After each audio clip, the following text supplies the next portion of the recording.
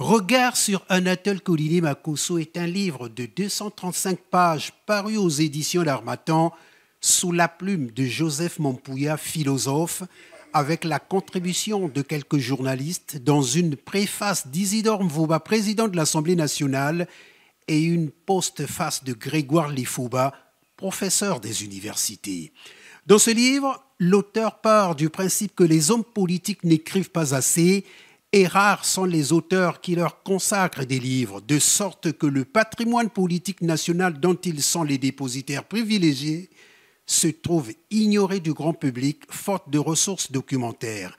Et c'est donc ce déficit que l'auteur a bien voulu corriger. C'est un ensemble d'articles qui vont de la contribution du président de l'Assemblée nationale, la contribution de M. Joseph Mampouya lui-même, qui connaît très bien le Premier ministre depuis longtemps. Et nous, qui sommes des journalistes, on va dire professionnels, qui voulons également nous exprimer sur le Premier ministre à travers sa production intellectuelle. À 56 ans, écrit Joseph Mampouya à la page 12, Anatole Koliné-Makosso est l'entre-deux qui sert de trait d'union et de passerelle entre deux générations, celle des années 60, période allant de l'indépendance à la fin du XXe siècle, et celle de deux premières décennies de ce XXIe siècle, une position stratégique et critique qui place le Premier ministre face à un défi national majeur, le défi de la conciliation des générations pour une gouvernance solidaire et apaisée de la cité. Fin de citation.